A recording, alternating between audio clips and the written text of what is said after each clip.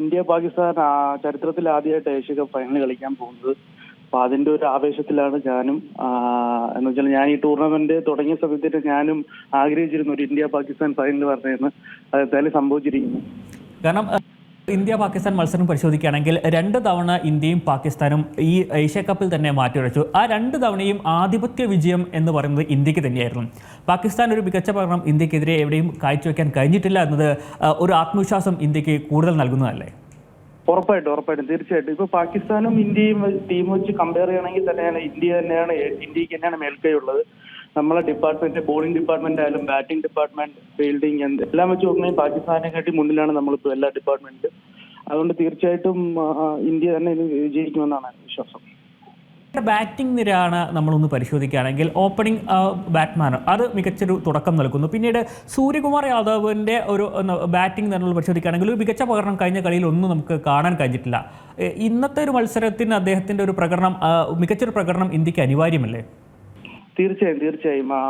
സൂര്യകുമാർ യാദവിന് കഴിഞ്ഞ മാച്ചിൽ പെർഫോം ചെയ്യാൻ പറ്റില്ല. എനിക്ക് ഫസ്റ്റ് മാച്ച് ഒരു 47 എന്തോ വന്നിട്ടുണ്ട്.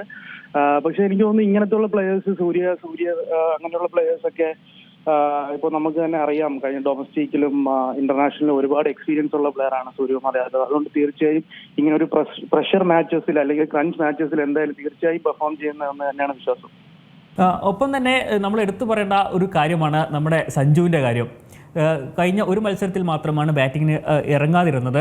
മറ്റു മത്സരങ്ങളൊക്കെ നമ്മൾ കണ്ടതാണ് മികച്ച പ്രകടനം അദ്ദേഹം കാഴ്ചവെക്കുകയും ചെയ്യുന്നത്. ഇത് കേരളത്തിലെ അല്ലെങ്കിൽ കേരളത്തിലെ ക്രിക്കറ്റ് സ്നേഹിക്കുന്ന ആളുകൾ കൂടി ഒരു ആത്മവിശ്വാസം നൽകുന്നല്ലേ ഈ സഞ്ജുവിൻ്റെ പ്രകടനങ്ങളൊക്കെ?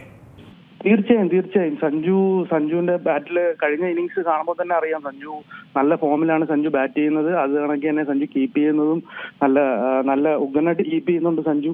കഴിഞ്ഞ മാച്ചസിലായാലും ബാറ്റ് ചെയ്യുന്നതായാലും നന്നായിട്ട് ചെയ്യുന്നുണ്ട്. അത് തീർച്ചയായും എല്ലാവർക്കും അഭിമാനമാണ് സഞ്ജു, കേരളക്കാർക്ക്, ഇന്ത്യക്കാർക്കും. അപ്പോൾ ഉറപ്പായിട്ടും സഞ്ജു ഇന്നൊരു നല്ലൊരു സ്കോർ സഞ്ജുവിന് വരുമെന്ന് പ്രതീക്ഷിക്കുന്നു.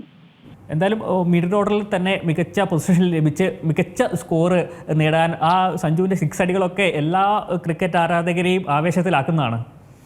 അതെ തീർച്ചയായും. ഏറ്റവും പുതിയ വാർത്തകളും വിശേഷങ്ങളും വിരൽ തുമ്പിലറിയാൻ സീ മലയാളം ന്യൂസ് എല്ലാ ഡിജിറ്റൽ പ്ലാറ്റ്ഫോമുകളിലും ലഭ്യം.